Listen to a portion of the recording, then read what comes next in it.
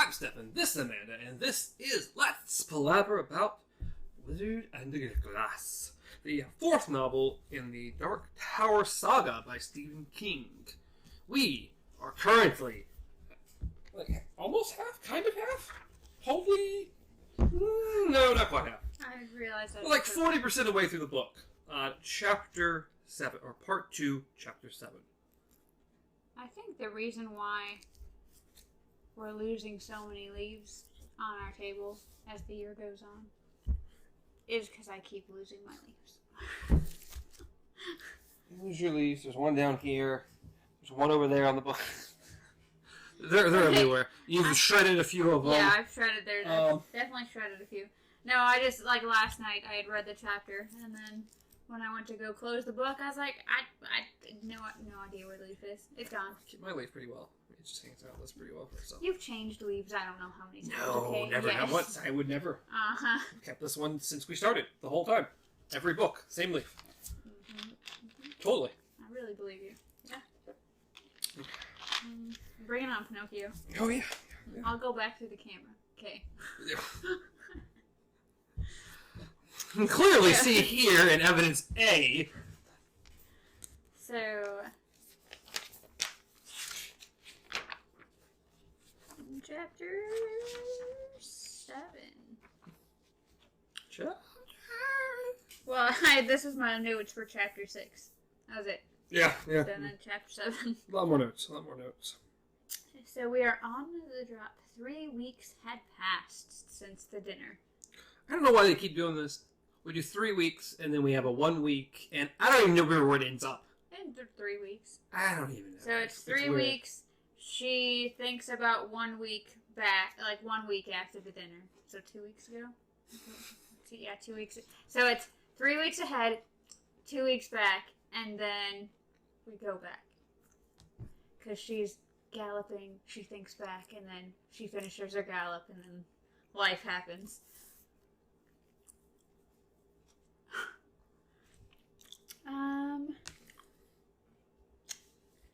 Let's see.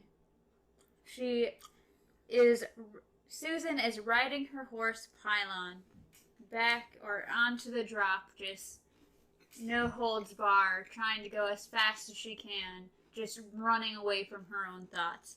And she's wearing her father's shirt, which seems to be a huge deal. Oh. Is it ever?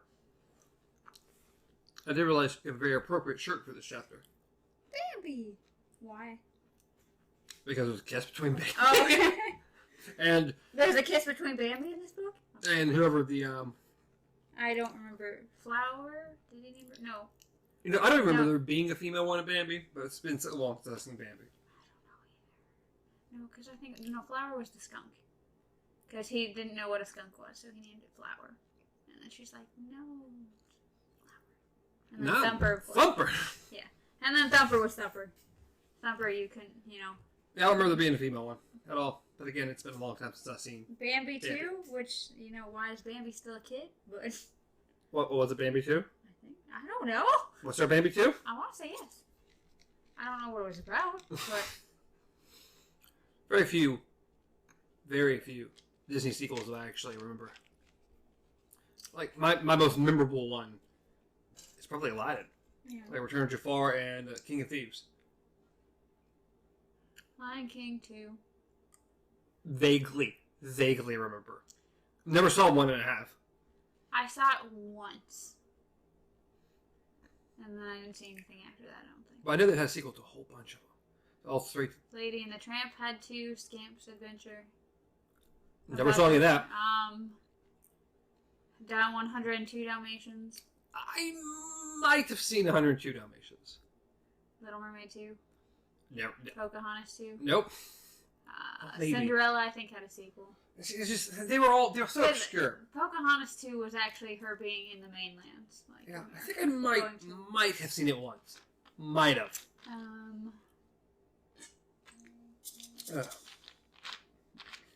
Welcome to All About Disney, where we discuss Disney movies. Well, I will have seen The Lion King by now. We both would have. Yeah. It will happen this weekend. Or last weekend. last week. Oh, what? A couple days. It was literally a couple days ago, okay? For me, it was the Thursday before this Monday. Yeah. I don't see. You have to let me know how it is. Mixed things. Mixed. Yes. Anyway, yeah, so anyways, maybe about the has, book. There was a t-shirt involved, I think. She is galloping, and she thinks back to a week after the dinner. The dinner. Not the diner. No. This is still... This was this morning. This morning before she left. See, that whole week thing got me confused. The week thing has to do with Roland. Okay, so... She just thinks about this morning. She woke up, and as soon as she woke up, went downstairs, she notices Aunt Cord is already in a horrible mood. Mm-hmm. She's wrapped up like an old croon. Just... I just want... Crone, whatever you want Are to call her. you going out on that horse? Aunt Cord has said, putting her bowl down and sitting in a shaft of early sun. Interesting way of saying that. I guess rays of early sun? A shaft of early sun. That's interesting. It was a bad location. One she never would have allowed herself to be caught in had Mr. Jonas been there. Oh, she likes herself some Jonas. Mr. Jonas, blah, blah, blah. Paid attention. The strong light made her face look like a carved mask. Sounds wonderful. There was a cold sore growing in the corner of her mouth.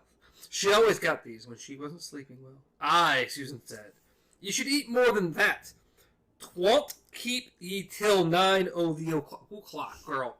God, the slang. I'll keep fine, Susan replied, eating the section of orange faster. She could see where she was tending. Yeah, trouble again. Blah, blah. Pretty much, why won't you eat oatmeal then? And Susan looked at the oatmeal and was like, "Hit." Yeah. I like oatmeal. I do too. I really like oatmeal. Big fan of oatmeal. But the way she made it sound like it was like horror movies you see at like student lunches and stuff, where they just take a big thing of slop and just go whoop, and you're just like, I'm not hungry anymore. Her stomach clenched. It'll hold ye till lunch. If ye plan to ride so long, I suppose a fine young lady such as yourself can't be bothered with chores. They're done. And you know they're done, she did not add. I did them while you were sitting before your glass, poking at that sore on your mouth. Take this woman. Then the shirt business had begun. Before you go out, Susan, I want you to take off that rag you're wearing and put on one of the new riding blouses Thorne sent you the week before last. It's the least you can do to show your... Anything her aunt might have said past that point would have been lost in anger even if Susan hadn't interrupted. She passed a hand down the sleeve of her shirt, loving its texture. It was almost velvety from so many washings. This rag belonged to my father. Aye, Pat, Aunt Cor sniffed. It's too big for ye and worn out, and not proper in any case. When ye were young, it was mayhap all right to wear a man's button shirt. But now that ye have a woman's bust line. The riding blouses were on hangers in the corner. They had come 4 days ago, and Susan hadn't even deigned to take them up to her room. There were 3 of them, one red, one green, one blue, all silk and undoubtedly worth a small fortune. She loathed their pretension, and the overblown, blushy, frilly look of them. Full sleeves to flutter artistically in the wind, great floppy, foolish collars, and, of course, the low scooped fronts, which were probably all Thorne would see if she appeared before him dressed in one, as she wouldn't if she could possibly help it. My woman's bust line, as you call it, is of no interest to me and can't possibly be of any interest to anyone else when I'm out riding, Susan said. Perhaps not. If one of the barony's drovers should see you, even Rennie, he's out that way all the time, as ye well know. It wouldn't hurt for him to mention to Hart that he saw you're wearing one of the camisas that he so kindly gave to ye. Now would it? Why do ye have to be such a stiffkins girl? Why always so unwilling, so unfair? What does it matter to ye one way to other? Susan had asked. Ye have the money, don't ye, and you'll have more yet. After that night. After that particular night. I'm sure Reimer would totally be like, yeah, I saw Susan out riding. Oh, she was totally wearing that blouse you bought her. Well, Reimer I can't see. I don't know who Rennie is. Or Rennie, whoever it was. No, that's not the first thing you're going to mention. By the way, she was dressed in one of those frilly things you got her. I'm sure that's how it would have gone. Aunt Cord, her face white and shocked and furious, had leaned across the table and slapped her. How dare thee use that word in my house, ye malhablada? Yeah, I looked at the word too. I was like, I can't even possibly guess what that means. It's some slang backwoods word of something. I don't know. It's weird. How dare ye? That was when her tears began to flow at hearing her call at her house. It was my father's house, his and mine. Ye were all on your own with no real place to go except perhaps the corridors, and he took ye in. He took ye in, Aunt. The last 2 orange sections were still in her hand. She threw them into her aunt's face, then pushed herself back from the table so violently that her chair tottered, tipped, and spilled her to the floor. Her aunt's shadow fell over her. Susan crawled frantically out of it, her hair hanging, her slapped cheek throbbing, her eyes burning with tears, her throat swelled and hot. At last she found her feet. Ye ungrateful girl, her aunt said. Her voice was soft and so full of venom it was almost caressing. After all I have done for thee, and all Hartthorn has done for thee, why, the very nag ye mean to ride this morning was Hart's gift of respect to— Pylon was ours, she shrieked, almost maddened with fury at this deliberate blurring of the truth. All of them were. The horses, the land, they were ours. Lower thy voice, Aunt Cord said. Susan took a deep breath and tried to find some control. She swept her hair back from her face, revealing the red print of Aunt Cord's hand on her cheek. Cordelia flinched a little at the sight of it. Hey, Cordelia. Woman. He's horrible. My father never would have allowed this, Susan said. He never would have allowed me to go as Hartthorn's gilly. Whatever he might have felt about Hart as the mayor, or as his patrono, he never would have allowed this, and ye know it. Thee knows it. Aunt Cord rolled her eyes and twirled a finger around her ear as if Susan had gone mad. Thee agreed. It myself, miss oh so young and pretty. Aye, so ye did. And if ye're girlish, I can't read anymore. Makrams? Sure. Now cause ye to want to cry off what's been done. Aye, Susan cried. I agreed to the bargain, so I did. After ye'd done me about it day and night, after ye come to me in tears. I never did, Cordelia cried, stung. Have ye forgotten so quick, Aunt? I'm getting my slang words mixed up here. I suppose as by tonight you've forgotten you slapped me at breakfast. Well, I haven't forgotten, thee cried. All right, cried. All right.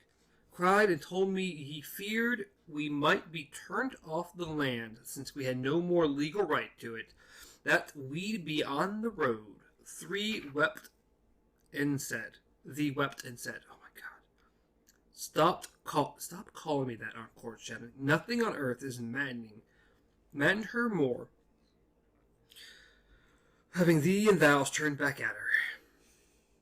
Yeah, these thees and thous and oughts and ants and all. Oh, my sweet. Ugh. Or we look up this time. The Mahavlada Oh, that thing is a foul-mouthed person. Oh, is it? Yeah. Is it? It's Spanish. Why are you speaking Spanish? So we got a lot of Spanish words going on in this. We have camisas, we have whatever I just said. Mahablada. Mahablada? And then, of course, we have Patrono. Patronus? Yeah. Patronus? Not quite. Expecto Patrona. Whatever. But yes, so we have a very heated discussion between the two. Just a little. And it says, "Is it the money ye want, then?" Aunt Cord asked, smiling furiously. Do ye, and I... That made no sense to me, but ye shall have it, then. Take it, keep it, lose it, feed it to the swine. I care not. Mm-hmm. She turned to her purse, which hung on the post by the stove. She began to fumble in it, but her motions quickly lost speed and conviction. Mm-hmm. There was an oval of mirror mounted to the left of the kitchen doorway, and in it Susan caught sight of her aunt's face. What she saw there, a mixture of hatred, dismay, and greed, made her heart sink.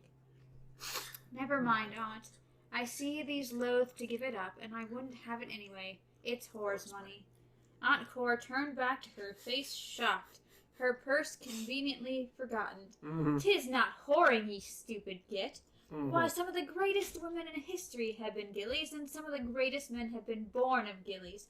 'Tis not whoring." Susan ripped the red silk blouse from where it hung and held it up.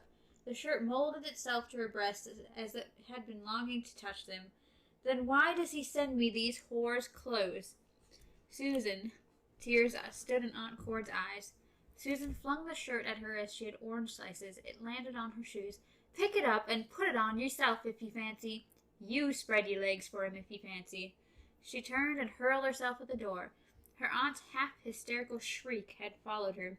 "Don't thee go off thinking foolish thoughts, Susan. Foolish thoughts lead to foolish deeds, and it's too late for either. Thee's agreed."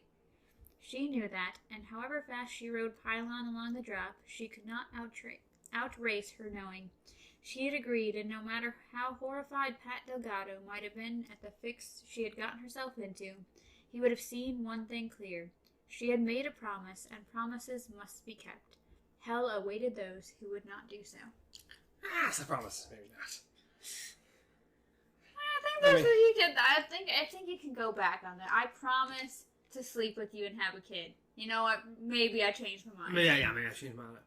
It's still kind of boring. That's what it is. Bought and paid for. And you bought with your own stuff. Yeah. Basically, I robbed you, and I will give it back to you if you give me something. And it's like, when you really think about it, dude, it's like, it's weird because it's like, you're not, well, he is, in all seriousness, he is. I was about to say, you're not actually paying to sleep with her, you're actually paying for a child, which makes it 10 times weirder, but... You're buying a person. But he is thoroughly enjoying the beforehand part, part, so, he's paying to sleep with her. Yeah. The child is just something that's going to happen afterwards. And then, she's just a geisha. Oh. You ever see that movie, Memoirs of a Geisha? God, what a good movie. Mm-hmm. What a great movie. It's been ages. It's been a little while, but it's such a good movie. Will, dear boy. So, yes, she's finally slowed down the horse, and she's just kind of eased on back, and now her mind is drifting back to Will. Yeah, Will Dearborn, she said, and shivered at the sound of his name on her lips, even though there was no one to hear it but Pylon and the bees. Birds and the bees. Pylon and the bees, not the birds. There's no birds here. Pythons and the bees. So she said it again. It says she growled her father's favorite cuss. Oh, bite me? Oh, bite it. What a horrible cuss. Oh, and God. And spat past her boot. Oh, bite it. Yeah. Lady, your language is a little, yeah. archaic, but... Yeah. Will Dearborn had been responsible for all too much upset in her life these last 3 weeks. Will Dearborn, with his unsettling blue eyes, his dark tumble of hair, and his stiff-necked, judgmental attitude. I can be discreet, madam. As for propriety, I'm amazed you even know the word. Every time she thought of that, her blood sang with anger and shame. Mostly anger. How dare he presume to make judgment? He who had grown up possessing every luxury. No doubt with No doubt, with servants to tend his every whim, and so much gold that he likely didn't even need it. He would be given the thing he wanted free, as a way of currying favor. What would a boy like that, for that was all he was, really, just a boy, know about the hard choices she had made? For that matter, how could such as Will Dearborn of Hemfree understand that she hadn't really made those choices at all, that she had been carried to them, in the way a mother cat carries a wayward kitten back to the nesting box, by the scruff of the neck? Yeah, I think you think Will Dearborn here didn't come from quite such privileges. Yes, he kind of is the son of a king. If you want to kind of think of Stephen Deschain as he's kind of the leader over there. I was going to say, he did sort of live in kind of like a manor. He lived in a good place, but being raised as a gunslinger, whoo, buddy. Yeah, the crap you had to go through, the fact that you were literally beaten upside your head on most cases, and then in order to even do anything with your life or continue with your life, you had to pass a test, which if you didn't pass correctly, you got sent out. Yeah. No, he has had an easy life. It's been rough trying to be a gunslinger. So yes, now we do the time chain again. So about a week, so 2 weeks earlier, about a week after the welcoming dinner and Dearborn's disastrous, hurtful remark to her, I don't know what to call him. Shimi, folks called him, had appeared at the house Susan and her aunts shared. In his hands, he held a large bouquet, mostly made up of the wildflowers that grew out on the drops. You don't want to read the things about Shimi? But with a scattering of dusky wild roses as well. They looked like pink punctuation marks on the boy's face. There had been a wide, sunny grin as he swung the gate open, not waiting for an invitation. Good day, Susan Delgado, daughter of Pat. Look at you changing it like that. What? What do you mean? It didn't say good day. Good day. Good day. Good day. I don't know. Good day. Good day. Good day. You never seen that? Good day? Good day. G-day. No. Good day, Susan Delgado, daughter of Pat, Shimi said cheerfully. I come to you on an errand and cry your pardon at any troublation I be. For I am a problem for folks, and know it, same as them. These be for you. Here. He thrust them out, and she saw a small folded envelope tucked amongst them. Susan! Aunt Cord's voice from around the side of the house, and getting closer. Susan, did I hear the gate? No, you didn't. Yes, Aunt, she called back. Curse the woman's sharp ears. Susan nimbly plucked the envelope from its place among the phlox and daisies. Into her dress pocket it went. They from my third best friend, Shimi said. I got 3 different friends now, this many. He held up 2 fingers, frowned, added 2 more, and then grinned splendidly. Arthur Heath, my best friend, Dick Stockworth, my second best friend, and my third best friend... Hush! Susan said in a low, fierce voice that made Shimi's smile fade. Not a word about your 3 friends. A funny little flush, almost like a pocket fever, raced across her skin. It seemed to run down her neck from her cheeks, then slip all the way to her feet. There had been a lot of talk in Hanbury about Shimi's new friends during the past week. Talk about little else, it seemed. The stories she had heard were outlandish, but if they weren't true, why did the versions told by so many different witnesses sound so much alike?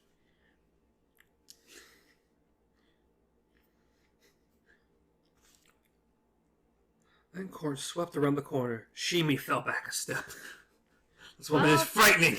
She's terrifying.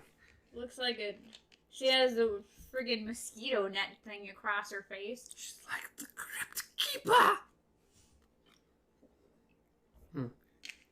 Shimi fell back a step at the sight of her. Puzzlement. Where was it? Shimi fell at the sight of her. Puzzlement becoming outright dismay. Her aunt was allergic to bee stings and was presently swaddled from top of her straw. Fun words here. Brera? Teach me your Spanish. All I can think of is a sombrero, the feminine version maybe of sombrero, but I don't know why you would feminize a sombrero, so I would say it's something like a sun hat. And faded garden dress. With me a particularly strong light and airy shade, added a final touch. I don't care about her costume. She saw the bouquet and bore down on it. Shears raised. When she reached her knees, she slid the scissors into the loop of her belt. Almost reluctantly, it seemed to sneeze herself, or I don't care about all this. Who sent those? I don't know, Aunt, Susan said, much more calmly than she felt. This is the young man from the inn. Inn? And Court snorted. He doesn't seem to know who sent them, Susan cried on. If only she could get him out of here. Well, I suppose you'd say he's a fool, yes. I know that, Uncord. Cast Susan a brief, irritated look, then bent her attention on Shimi. Talking with her gloved hand upon her knees, shouting directly into his face, she asked, "Who sent these flowers, young man?" It's like in any movie or show ever, when someone says, this person is deaf, this person is blind, this person is old, this person is just slow or disabled in any way, suddenly they're yelling at the person. And he's like, especially blind, when they're like, can you tell me where you can... I'm blind. I'm not deaf. I was like, oh, okay, my bad. Sit on my eyes. I'm still perfectly capable of doing everything here. I can hear you perfectly fine. Was it perhaps someone from Seafront? From Mayor Thorne's? Tell me, and I'll give you a penny. Susan's heart sank. Sure he would tell. He now have the wit to understand he'd be getting her into trouble. Will, too, likely. But Shimi only shook his head. Don't remember. I guess an empty head sigh, so I do. Stanley says I a bugwit. His grin shone out again. A splendid thing full of white, even teeth. Aunt Cordelia answered with a grimace. Oh, phoo. Be gone, then. Straight back to town, you. Don't be hanging around hoping for a goose feather. For a boy who can't remember deserves not so much as a penny. And don't you come back here again, no matter who wants you to carry flowers for the young Sai. Do you hear me? Shimi had nodded energetically. Then, Sai? Glowed at him. Glowered. She glowed. What? Just glared.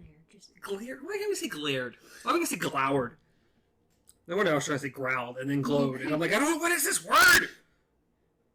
Glowered? I lost where I'm at. Why you all wrapped up in cobwebby, Sai? Get out of here, you evening coal. She's her bee suit over here. Yeah. Shimi jumped back from her in alarm. When she was sure he was headed back to downtown, High Street, toward town. Head back down the High Street toward town. And had no intention of returning to their gate and hanging about in hopes of a tip, Aunt Cord had turned to Susan.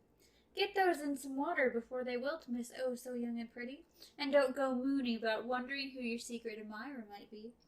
Then Aunt Cord had smiled, a real smile. What hurt Susan the most, confused her the most, was that her aunt was no cradle story ogre, no witch like Rhea the Coos. There was no monster here, only a maiden lady with some few special pretensions, a love of gold and silver, and a fear of being turned out, penniless, into the world. For folks such as I, Susie Pye, she said, speaking with a terrible heavy kindness, 'tis best to stick to our housework and leave dreams to them as can afford them. I love Shimi, though. Well, Shimi's amazing. Great. Every time I think of Shimi, I remember, or I'm reminded of Duddits from Dreamcatcher. I don't think I've seen Dreamcatcher. Oh, okay. But he was pretty much, he's just like Shimi, but he has a lunchbox box that has Scooby-Doo on it, and he goes, I Duddits.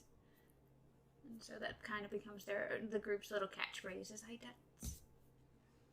Yeah, I've never seen this. I've got nothing on that. No. Dreamcatcher was really good too. I like the book too, but Anyways, she had been sure the flowers were from Will, and she was right. His note was written in a hand which was clear and passing fair. Dear Susan Delgado, I spoke out of turn the other night, and I cry your pardon. May I see you and speak to you? It must be private. This is a matter of importance. If you will see me, get a message to the boy who brings this. He is safe. Will Dearborn. A matter of importance. Underlined. She felt a strong desire to know what was so important to him, and cautioned herself against doing anything foolish. Perhaps he was smitten with her, and if so, whose fault was that? Who had talked to him, ridden his horse, showed him her legs in a flashy carnival dismount? Who had put her hands on his shoulders and kissed him? Yes, she has given him every reason in the world to like her. Yet she had wanted to see him, and knew in her deepest heart that she was ready to set her anger at him aside. But there was the promise she had made, the wretched promise. She couldn't sleep. Yep. Tosses back and forth. Finally just gets up and writes a note. I may not see you. 'Twould not be proper. 'Twould not. Twould. What a solid word there. 'Twould not. I think just for an entire week, I'm just going to talk like these guys, even with customers. Good luck trying to remember how to talk like these people. I'll practice it a couple times, and then just I and E and E and ooh and twid and just and blah blah blah blah whatever that was. All the customers that come in, I'll just start talking like this to them. I think they're gonna think you're a lot like Shimi at that point. It said. How many did you say you wanted? You wanted 2? 2? You sure? Okay, I'll go get 2. Hello, Susan Delgado, from out there by the edge of town, he said companionably. It's a good day, I wish you, sighed. He bowed in amusing imitation of the inner barony's bow, favored by his 3 new friends. Smiling, she dropped him a bit of a curtsy. Wearing jeans, she had to pretend at the skirt-holding part. But women and mages got used to curtsying in pretend skirts. See my flower, sigh? He asked, and pointed toward the unpainted side of the rest. What she saw touched her deeply, a line of mixed blue and white silk flowers growing along the base of the building. They looked both brave and pathetic, fluttering there in the faint morning breeze with the bald, turd-littered yard before them and the splintery public house behind them. Did you grow those, Shimi? Aye, so I did, and Mr. Arthur Heath of Gilead has promised me yellow ones. I have never seen yellow silk flowers. No, me neither. But Mr. Arthur Heath says that they have 'em in Gilead. He looked at Susan solemnly, the shovel held in his hands as a soldier would hold a gun or spear at port arms. Mr. Arthur Heath saved my life. I'd do anything for him. Would you, Shimi? She asked, touched. Also, he has a lookout. It's a bird's head, and when he talks to it, tendy pretend. Do I laugh? Aye, fit to split. She looked around again to make sure no one was watching, save for the carved totems across the street, then removed her note, folded small, from her jean pockets. Would you give this to Mr. Dearborn for me? He's also your friend, is he not? Will? Aye! He took the note and put it carefully into his own pocket. And tell no one. Shh, he had agreed, and put a finger to his lips. His eyes had been amusingly round beneath the ridiculous pink lady straw he wore. Like when I brought you the flowers, Hushaboo. That's right, Hushaboo. Fare you well, Shimi. And you, Susan Delgado. He went back to his cleanup operations. And then a lot of thinking about Will. Yeah. A lot of thinking about Will. Like, first kind of got freaked out because Reynolds just happened to be there and was like, please don't tell me you saw me. Please don't tell me you saw me. Like a lot of thinking. And then she finally decides she thought she needed to see Will Dearborn once more. If only to give her innate practicality a chance to reset itself. She needed to see him at his right size instead of the one in her mind that created what her mind had created for him in her warm thoughts and warmer dreams. Once that was done, she could get on with her life and do what was needed. Perhaps that was why she had taken this path, the same one she'd ridden yesterday, and the day before yesterday, and the one before that. He rode this part of the drop, that much she had heard in the lower market. She turned away from the drop, suddenly knowing he would be there, as if her thought had called him, or her ka. She saw only blue sky and low ridgeline hills, and curved gently like a line of a woman's thigh and hip. Waist as a line of blah blah. Where are we at? She's almost taste of blah blah blah. She started back to Pylon, meaning to return to the house and take care of the apology she reckoned she must make. The sooner she did it, the sooner it would be done. She reached for her left strip, which was twisted a little, and as she did, a rider came over the horizon, breaking against the sky at the place which looked to her like a woman's hip. He sat there, only a silhouette on horseback, but she knew who it was at once.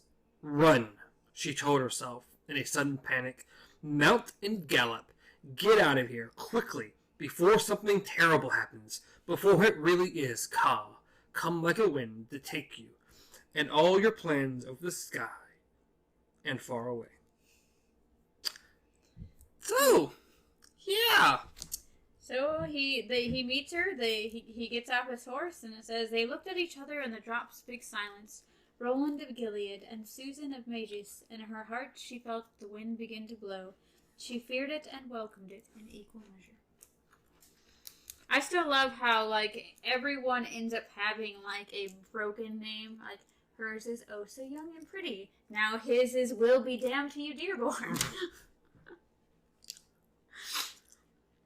She's very unhappy with Will. At least for a few more minutes, anyway. Things changed very quickly here. Good morning, Susan, he said. I'm glad to see you again. She said nothing, waiting and watching. Could he hear her heart beating as clearly as she could? Of course not. That was so much romantic twaddle. Yet it still seemed to her that everything within a 50-yard radius she would be able to hear the thumping. Will took a step forward. She took a step back, looking at him mistrustfully. He lowered his head for a moment, then looked up again, his lips set. I cry your pardon, he said. Do you? Her voice was cool. What I said that night was unwarranted. At that she felt a spark of real anger. I care not that it was unwarranted. I care that it was unfair, that it hurt to me. A tear overbrimmed her left eye and slipped down her cheek. She wasn't all cried out after all, it seemed. She thought what she had said would perhaps shame him, but although faint color came to his cheeks, his eye remained firmly on hers. I fell in love with you, he said. That's why I said it. It happened even before you kissed me, I think. She laughed at that, but the simplicity with which he had spoken made her laughter sound false in her own ears. Tenny. Mr. Dearborn, Will, please. Mr. Dearborn! Mr. Dearborn, she said patiently as a teacher working with a dull student. The idea is ridiculous. On the basis of one single meeting, one single kiss, a sister's kiss? Now she was the one who was blushing, but she hurried on. Such things happen in stories, but in real life, I think not. But his eyes never left hers, and in them she saw some of Roland's truth, the deep romance of his nature, buried like a fabulous streak of alien metal in the granite of his practicality. He accepted love as a fact rather than a flower, and it rendered her genial contempt powerless over both of them. I cry your pardon, he repeated. There was kind of a brute stubbornness in him. It exasperated her, amused her, and appalled her, all at the same time. I don't ask you to return my love. That's not why I spoke. You told me your affairs were complicated. Now his eyes did leave hers, and he looked off toward the drop. He even laughed a little. I called him a bit of a fool, didn't I? See your face. So who's the fool after all? She smiled, couldn't help it. Ye also said ye'd heard he was fond of strong drink and berry girls. Roland hit his forehead with the heel of his hand. If his friend Arthur Heath had done that, she would have taken it as deliberate comic gesture. Not with Will. She had an idea he wasn't much for comedy. Let's roll. That's Roland. Silence between them again, this time not so uncomfortable. If we were horses, all this would be much easier, she thought, and almost giggled. Mr. Dearborn, you understand that I have agreed to an arrangement? Aye, he smiled when she raised her eyebrows in surprise. It's not mockery, but the dialect. It just seeps in. Who told you of my business? The mayor's sister. Coral. Yeah, the Coral. She's not a very nice lady either. No, but it's funny because she just said that, and she supposed there were others who could have explained her situation even more crudely. Not many. Eldridge Jonas for one. Ray of the Coos for another. Holy shit. Coral didn't explain it very nicely. I don't know if we could have explained it more unnicely. I don't think I want to know how Rhea would have done it. That old witch. I mean, she just said, oh yeah, that's the mayor's whore. That's pretty much what Coral said. I mean, can we get more crude than that? So if you understand, and if you don't ask me to return your whatever it is you think you feel, why are we talking? What do you seek me out? I think it makes you passing uncomfortable.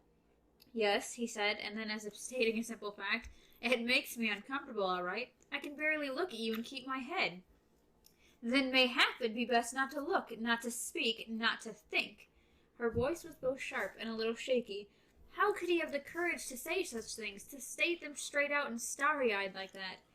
Why do you send me the bouquet and that note? Are you not aware of the trouble you could have gotten me into? If ye knew my aunt, she's already spoken to me about ye, and if she knew about the note or saw us together out here... She looked around, verifying that they were still unobserved. They were, at least, the best she could tell. He reached out, touched her shoulder. She looked at him, and he pulled his fingers back, as if he put them on something hot. I said what I did so you'd understand, he said. That's all. I feel how I feel, and you're not responsible for that. But I am, she thought. I kissed you. I think I'm more than a little responsible for how we both feel, Will. What I said while we were dancing, I regret with all my heart. Won't you give me your pardon? Aye, she said, and if he had taken her in his arms in that moment, she would have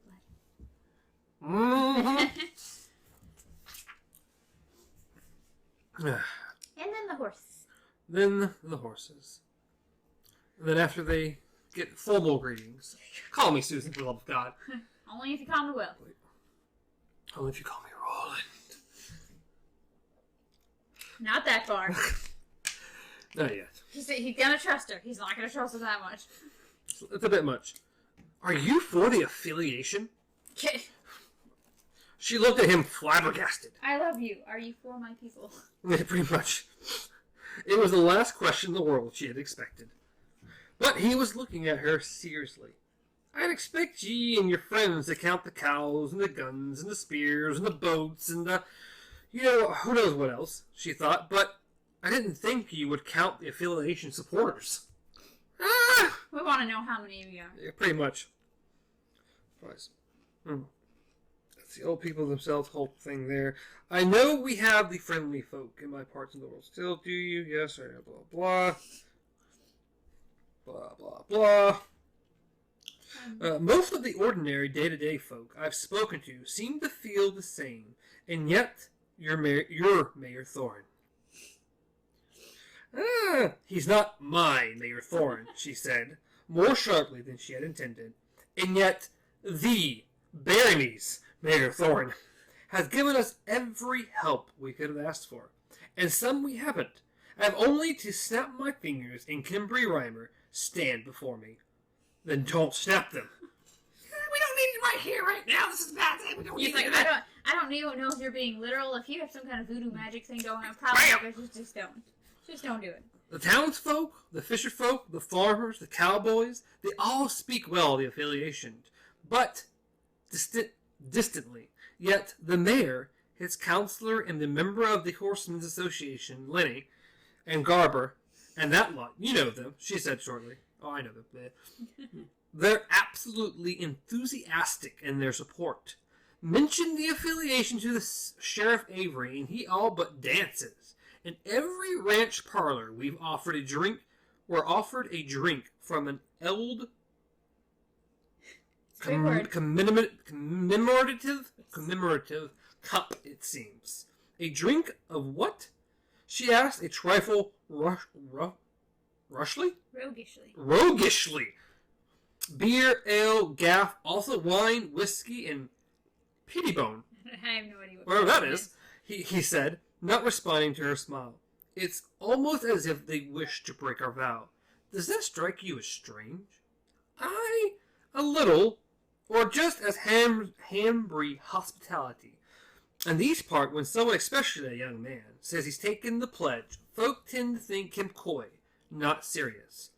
And this joyful support of the affiliation among the movers and shakers, how does that strike you? Queer. And it did. Pat Delgado's work had brought him in almost daily connection with these landowners, and horse breeders. And so she, who had tagged after her dad, any time he had let her, had seen plenty of them. She thought them a cold bunch by and large. She couldn't imagine John Corden or Jake White waving at Arthur Eld Steen or Sentimental Toast, especially not in the middle of the day. When there was stock to be run and sold, Will's eyes... Oh, we got Billy Bumbles over here. Perhaps not, but do Billy Bumbles learn to speak backwards? You know what? I know one that might, okay?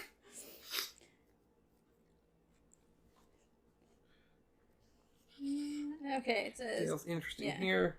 I suppose not. No more than cats change their spots, as we say, and Mayor Thorne doesn't speak of such as us, me and my friends, to you when you two are alone? Or is that a question beyond what I have a right to ask? I suppose it is.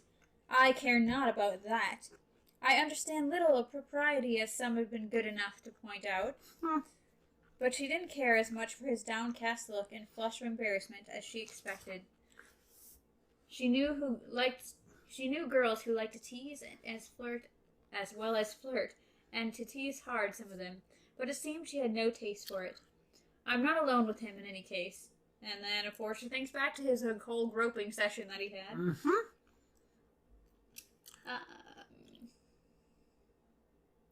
In any case, Will, Hart's opinion of you and your friends can hardly concern ye, can it? Ye have a job to do, that's all. If he helps ye, why not just accept and be grateful? Because something's wrong here, he said, and the serious, almost somber quality of his voice frightened her a little. Wrong? With the mayor? With the Horsemen's Association? What are ye talking about? He looked at her steadily, then seemed to decide something. I'm going to trust you, Susan. I'm not sure I want thy trust any more than I want thy love, she said. He nodded. And yet, to do the job I was sent to do, I have to trust someone. Can you understand that? She looked into his eyes and then nodded. He stepped next to her, so close she fancied she could feel the warmth off his skin. Look down there. Tell me what you see. The drop, same as always. And as beautiful. This has always been my favorite place in all the world.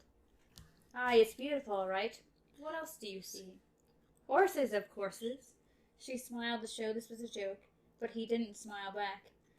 Fair to look at and courageous if the stories they were already telling about the town were true. Quick in both thought and movement, too. Really not much sense of humor, though. Well, there were worse failings. Oh, well, this does not get any better throughout time. Horses, yes. But does it look like the right number of them? You've been seeing horses on the drop all your life, and surely no one who's not in the Horsemen's Association is better qualified to say. And you don't trust them? They've given us everything we've asked for, and they're as friendly as dogs under the dinner table, but no, I don't think so. Yet you'd trust me. He looked at her steadily with his beautiful and frightening eyes, a darker blue than they would be later on, not yet faded out by the suns of 10,000 drifting days. I have to trust someone. She looked down, almost as though he had rebuked her. He reached out, put gentle fingers beneath her chin, and tipped her face up again. Does it seem the right number? Think carefully. But now that he'd brought it to her attention, she hardly needed to think about it at all. She had been aware of the change for some time, she supposed, but it had been gradual, easy to overlook. No, she said at last, it's not right. Too few or too many? Which? Too many, far too many. Will Dearborn raised his clenched fist to shoulder height and gave them a single hard shake. His blue eyes blazed like the sparklights of which her granddad had told her. "I knew it," he said. "I knew it." I can only think of the meme. Like a little baby going, I knew it. They can't fool me. I knew it the whole time. How many horses are down there, he asked. Below us or on the whole drum? Just below us. She looked carefully, making no attempt to actually count. That didn't work. It only confused you. She saw 4 good-sized groups, about 20 horses in each, moving along the green, almost exactly as birds moved along the blue above them. There were perhaps 9 smaller groups, ranging from octets to quartets. Several pairs. They reminded her of lovers. But everything did today, it seemed. Of course. A few galloping loners, young stallions mostly. 160? He asked in a low, almost hesitant voice. She looked at him in surprise. 160, the number I had in mind. To a pen. And how much of the drop were we looking at? A quarter? A third? Much less. She tilted him a little smile. As I think thee knows, a sixth of the total open gaze, perhaps. If there are 160 horses free gazing on each sixth, that comes to, she waited, blah, blah, blah, 900. How many more are stabled or training or working, do you reckon? He asked. 1 for every 3 down there, at a guess? So, we'd be talking 1,200 head of horses, all threaded stock, no muties. She looked at him with faint surprise. There's almost no muties stock here in Magus, in any of the outer baronies for that matter. You true breed more than 3 out of every 5? We breed them all. Of course, every now and then we get a freak that has to be put down, but not 1 freak out of every 5 live births? 1 out of 5... How many rain free do you have? Extra legs, blah, blah, blah. Her shocked look... Skip this. Skip it all. Her shocked look was enough answer. Who's been telling ye such? Rain free. He also told me that there would be about 570 head of threaded stock in Magus. That's just... She gave him a bewildered little laugh. Just crazy! If my dad were here... But he's not, Roland said, in a tone as dry as a snapping twig. He's dead. And that part of Roland never goes away. No, very blunt. Very Eddie blunt. knows it. Yeah. 100% knows it. Susanna definitely knows it too. Jake definitely knows it. All of them. Every single one. It's just straight to the point. Does not care how it sounds. Does not care there's a story behind it. Does not care anything. We ain't got time for that. Just say... We ain't got time for that. For a moment she seemed not to register the change in his tone. Then, as if the eclipse had begun to happen somewhere inside her head, her entire aspect darkened. My dad had an accident. Do you understand that, Will Dearborn? An accident. It was terribly sad, but that sort of thing happens sometimes. A horse rolled on him. Ocean foam. What a weird... Is that the horse's name? Yes. Ocean foam? When I first read it, I thought it was like... This happened by the ocean. That's what I thought. I was like... He got rolled over by a horse and then drowned. Drowned in the ocean, that's what it was. What a weird name. They want to talk about Cuthbert and his horse... His name is like Booger or something like that. No, it's someone glue. Oh yeah, horse glue. Or, Was it someone's glue? Ah! Was it Glue Boy? It was Glue Boy. Like a glue boy. Come on. Seafoam? That's not much better. No, Ocean Foam was a lot better than Glue Boy. No, I disagree. And it says, Fran says foam saw a snake in the grass. That's Lenny. Don't get Lenny's name wrong, okay? Huh? No, Fran says foam saw a snake in the grass. Lenny saw a snake in the grass. Read the fucking thing! Fran Lenny. Don't mess up Lenny's name. This is Lenny. I read it exactly. His name is Lenny? Okay, His old name. It says Lenny. Fran. I don't see it. Yeah. And just go over there. Fran rode many miles with my father. They weren't great friends. They were of different classes, for one thing. but they still rode together. I've a cap put away somewhere that Fran's first wife made for my christening. They rode the trail together. I can't believe Fran Lenny would lie about how my dad died, let alone that he had anything to do with it. Yet she looked doubtfully down at the running horses. So many. Too many. Her da would have seen, and her da would have wondered what she was wondering now. Whose brands were on the extras? It so happens Fran Lenny and my friend Stockworth had a discussion about horses. Over glasses of spring water, after beer had been offered and refused, they spoke of them much as I did with Renfrew at Mayor Thorne's welcoming dinner. When Richard asked Cy Lenny to estimate riding horses, he said perhaps 400. Insane. It would seem so. Did they not ken it that horses are out here where you can see them? They know we've barely gotten started, and that we've begun with the fisher folk. Will be a month yet, I'm sure they think, before we start to concern ourselves with the horseflesh hereabouts. And in the meantime, they have an attitude about us of, how shall I put it? Well, never mind how I put it. I'm not very good with words, but how my friend Arthur calls it, genial contempt. They leave the horses out in front of our eyes, I think, because they don't believe we'll know what we're looking at, or because they think we won't believe what we're seeing. I'm very glad I found you out here. Just so I could give you a more accurate horse count? Is that the only reason? But he will get around to counting the horses eventually, I mean. That must surely be on the affiliation's main needs. He gave her an odd look, as if she had missed something that should have been obvious. It made her feel self-conscious. What? What is it? Perhaps they expect the extra horses to be gone by the time we get around to the side of the barony's business. Gone where? I don't know, but I don't like this. Susan, you will keep this just between the two of us, won't you? She nodded. She'd be insane to tell anyone she had been with Will Dearborn, unchaperoned except by Rusher and Pylon, out on the drop. It may all turn out to be nothing, but if it doesn't, knowing could be dangerous.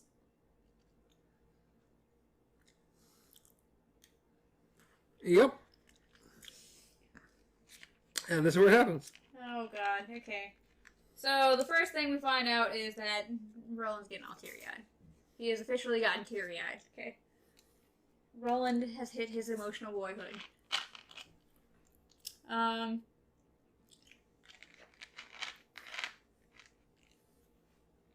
She felt actually faint as his gaze fell upon her, and now the idea of Ka was almost too strong to deny. She tried to tell herself it was just the dim, that feeling of having lived a thing before. But it wasn't the dim. It was a sense of finding a road one had been searching for all along. There's something else I want to say. I don't like returning to where we started, but I must. No, she said faintly. That's closed, surely.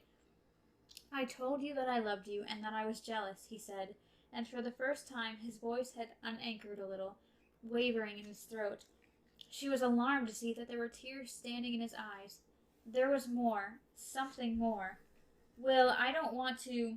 She turned blindly for her horse. He took her shoulder and turned her back. Blah, blah, blah, blah. You miss your father, Susan. Aye, she whispered, with all my heart. I miss my mother the same. He held her by both shoulders now, one eye overbrimmed, one tear drew a silver line down his cheek. Is she dead? No, but something happened about her. To her. How can I talk about when I don't even know how to think about it? In a way, she did die for me. Will, that's terrible. The last time I saw her, she looked at me in a way that will haunt me to my grave. Shame and love and hope, all of them bound up together. Shame at what I'd seen and knew about her. Hope, maybe, that I'd understand and forgive. The night of the party, toward the end of the meal, Reimer said something funny. You all laughed. I don't like him. I think he's a schemer and a conniver. You all laughed, and I happened to look down toward the end of the table, toward Olive Thorne, and for a moment, only a moment, I thought she was my mother. The expression was the same, you see, the same one I saw on the morning when I opened the wrong door at the wrong time, and came upon my mother and her... Stop it, she cried. Inside her, everything was suddenly in motion. All the mooring lines and buckles and clamps she'd been using to hold herself together seemed to melt at once. Stop it, just stop it. I can't listen to you talk about her. I'm so ashamed, she said. I'm so ashamed and so frightened, and I'm sorry. I've forgotten my father's face, and I'll never be able to find it again, she wanted to say, but she didn't have to say anything. He stopped her mouth with his kisses. And there we go. There we go. And that page, and this page, and most of this page is all that. So yes, they kissed so much that her lips started bleeding. Somebody bit somebody in the process here. Says, no more, she said in a trembling voice. No more. Please, if you really do love me, don't let me dishonor myself. I've made a promise. Anything might come later. After that promise was fulfilled, I suppose if you still wanted me. I would wait forever, he said calmly, and do anything for you but stand away and watch you go with another man. Then if you love me, go away from me. Please, Will. Another kiss, and then another lovely makeout session. I'd not hurt Olive Thorne for the world, she whispered in his ear. No more than I'd hurt thee, Will. I didn't understand, and now 'tis too late to be put right. But thank you for not taking what you could, and I'll remember you always, how it was to be kissed by you. It's the best thing that ever happened to me, I think. Like heaven and earth all wrapped up together. I'll remember too.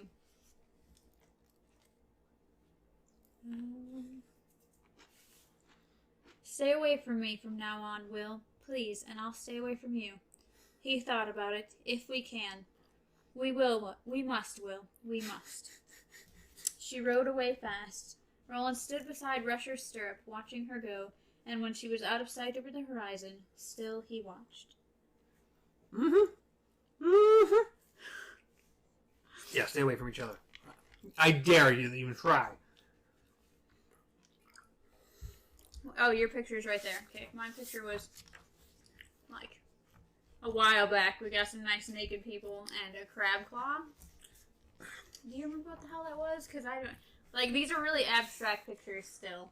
Yes, but this one reminds me, it looks like them in a barn. Yeah. Which is a lot later. But I don't remember the whole crab claw. Yeah, I don't know why it was a crab claw. Or maybe we'll figure it out. Or whatever. A lobster claw. I don't know. A claw. It's a claw of some sort. It's so, yes. the claw. So the Sheriff Avery is talking with the Deputy Dave and George and all these peoples about the kids. It's the kids. The kids. And how they'd been down counting fishnets. Yeah. George said, if not for them facing off Jonas's boys the way they done, I think they was a pack of fools. Nor would they likely mind, Avery said. He looked at Dave, who was twirling his monocle. The nice monocle. All I can think of is the peanut. There's that. Avery wasn't sure what to make of that. He soothed it down between them and Thor's hard boys, and had gotten both a commendation and a piece of gold from Reimer for his efforts. But still, what to make of them? The day they came in, he said to Dave, ye thought they were soft. How do you say now? How do you say now? Now Dave twirled his monocle a final time, then popped it in his eye, and stared at the sheriff through it. Now I think they might have been a little harder than I thought, after all. Yes, indeed, Avery thought. But hard don't mean smart. Thank the gods, thank the gods for that. I love how they became the little coffin hunters. Little coffin hunters. Yeah, they're pretty smart. Other than Roland at the moment. A little too infatuated with something. Y'all just be happy Susan was in town. Because it's gone really different if she wasn't here. She ruins everything. Everything. So we now go back we are now back at the Bar K bunkhouse. Elaine and Cuthbert are sitting outside. Both of them are tired. They smell like fish. They've been counting nets all day when Roland's been out doing his own thing. Kissing women. Says, The wind gusted, and for a moment they could hear the low, grumbling, squealing sound of the thinny. I hate that sound, Elaine said. Cuthbert, unusually silent and introspective tonight, nodded and said only aye. They were all saying that now, not to mention, so you do, and so I am, and so it is. Elaine suspected the three of them would have Hambry on their tongues long after they had wiped its dust from their boots. There's pigeons. They have the pigeons. Carrier pigeons. That. Yes. They'd been listening as they sat watching the sun go down, horse hoofs, rushers. Roland came around the corner, riding easy, and as he did, something happened that struck Elaine as oddly portentous, a kind of omen. There was a flurry, a flutter of wings, a dark shape in the air, and suddenly a bird was roosting on Roland's shoulder. He didn't jump, barely looked around. He rode up the hitching rail and sat there, holding out his hand. "Heil," he said softly, and the pigeon stepped onto his palm. Bound to one of its legs was a capsule. Roland removed it, opened it, and took out a tiny strip of paper which had been rolled tight. In his other hand, he held the pigeon out. "Heil," Elaine said, holding out his own. The pigeon flew to it. It's a note from Gilead, where apparently good old poor Elaine, not as good, can't read this code very well. Both Cuthbert and Roland much better at this. Yes. Unrolled the strip of paper the pigeon had delivered from Gilead. On it was a line of tiny geometric shapes. I don't think Yeah. you can see it. That's a whole fancy thing all by itself. We have a square followed by two L's, a circle, an L, a moon, a backward C, a box with a line, a backward C, a moon, I don't know. I'll blurry forward slash, a weird triangle, circle, followed by a square, square with a line, and then a backwards 7, kind of. That's what we got. That's the code. What does it say, Elaine? What does it say, Elaine asked. The code was simple enough, but he could not get it by heart or read it on sight as Roland and Bert had been able to, almost immediately. Elaine's talents, his ability to track, his easy access to the touch, lay in other directions. Farsons moved east, Cuthbert read. Forces split, one big, one small. Do you see anything unusual? Mm-hmm. He looked at Roland, almost offended. Anything unusual? What does that mean? Roland shook his head. He didn't know. He doubted if the men who had sent the message, of whom his father was most surely one, did either. Elaine handed Cuthbert the strip and the pen. With one finger, Bert stroked the head of the softly cooing pigeon. It ruffled its wings as if already anxious to be off to the west. What shall I write? Cuthbert asked. The same? Roland nodded. But we have seen things that are unusual, Elaine said. And we know things are wrong here. The horses and at the small ranch way south, I can't remember the name. Cuthbert could. The Rocking H. Aye, the Rocking H. There are oxen there. Oxen! My gods, I've never seen them except for picture books. Does anyone know you saw? I don't think so. So there were drovers about 3, maybe 4. 4, aye, Cuthbert said quietly. But they paid no attention to us. Even when we see things, they think we don't. And that's the way it must stay. Roland's eyes swept them, but there was a kind of absence in his face, as if his thoughts were far away. He turned to look toward the sunset, and Elaine saw something on the collar of his shirt. He plucked it, a move made so quickly and nimbly that not even Roland felt it. Bert couldn't have done that, Elaine thought with some pride. Aye, but... Same message, Roland said. Patience, Mr. Richard Stockworth and Mr. Arthur Heath. We know certain things, and we believe certain other things. But would John Farson come all this way simply to resupply horses? I don't think so. I'm not sure horses are valuable. Oh, I'm not sure. Horses are valuable, Whoops. Two very different ways you can say that sentence. So they are, but I'm not sure, so we wait. All right, same message. Message received. We are fine. Nothing to report at this time.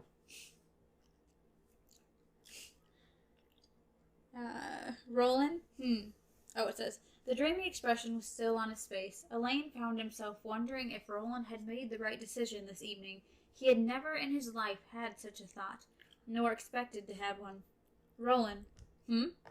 Like a man half awakened from some deep sleep. I'll unsaddle him if you want. He nodded at Rusher, and rub him down. No answer for a long time. Elaine was about to ask again when Roland said, No, I'll do it in a minute or two, and went back to looking at the sunset. Elaine climbed the porch steps and sat down in his rocker. Bert had resumed his place on the box seat. They were behind Roland now, and Cuthbert looked at Elaine with his eyebrows raised. He pointed to Roland, and then looked at Elaine again.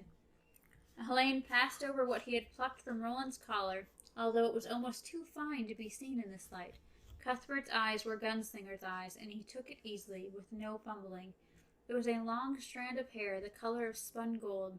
He could see from Bert's face that Bert knew whose head it had come from.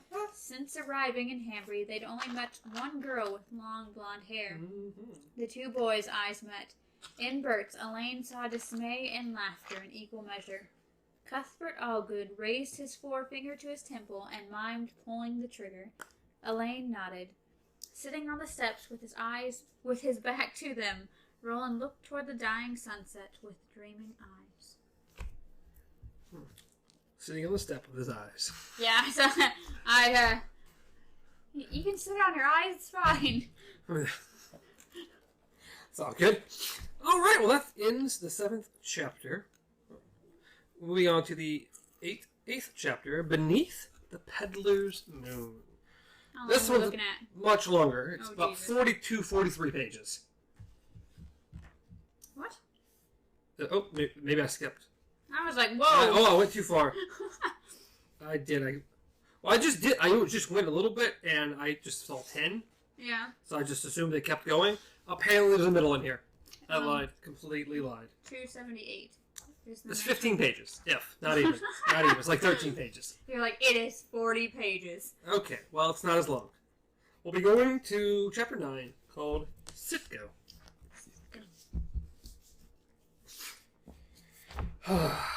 Roland, get your head out of the clouds and your mouth off of Susan. I thought you were about to go all High School Musical. Get your head in the game. I haven't seen High School Musical. Okay. All I know is It's Zac probably a good Efron thing. was from it. Yeah. That's all I know. And he was from it, yeah. That's all I got from there. Him and that other girl. I forget her name, though. They're the only two people I thought who came out of it worth anything, but she doesn't do anything anymore. I don't remember her. Zac Efron more than anything. Good old, beautiful, short little Zac Efron. I like Zac Efron. He's pretty cool. I like what he does. He does well with comedy and stuff. Yes. He was. I liked him in Baywatch when he was there. Him and The Rock. I haven't seen Baywatch. It's not like great, but it's amusing. I liked it. I like Neighbors. And then I don't like Neighbors. I never liked Neighbors, unfortunately. I didn't watch the second one though. And then of course Zac Efron was great in The Greatest Showman. Yes. But The Greatest Showman was great. Or The Greatest Showman was really good. The soundtrack is phenomenal. 17 again was actually really good too. Sounds familiar, but I don't remember what it is.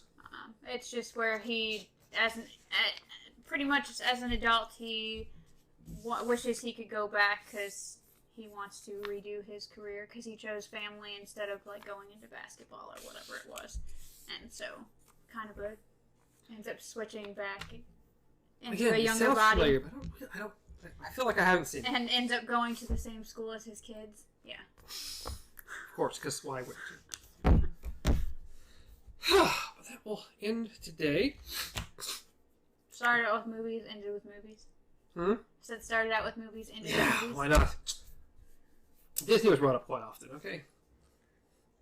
I think High School Musical was Disney. It is. Yeah. I do know There that you go. much. In the jungle, the magic jungle, Circle. the lion sleeps in a circle. So, let us know what you thought of the chapter. If you read it, or if you just wanted to watch us and listen to us, we approve. We approve. All the fancy romance stuff. If you like the video, throw a like on it, comment down below, because we always appreciate that. Subscription would be the most important thing. Throw a subscribe, say, hey, we like your stuff. We kind of, sort of want to see more sometimes, every once in a while. we want to see you guys, just not often. Not very often. We'll go to you when we want to. Yes. Why don't you pop it up in the description? Don't do that. But anything else? I think we're good. All right. As always, reach me at Stars Untraveled. Reach Amanda at KZ Pop. Reach the show at Beyond Our Focus everywhere, including YouTube and podcast services around the globe. Maybe. In the jungle. In the jungle. Oh, well, that'd be interesting. Internet in the jungle. Got to dial up. Oh, jeez. Probably. At the very least. Anyways, till next time, long days and pleasant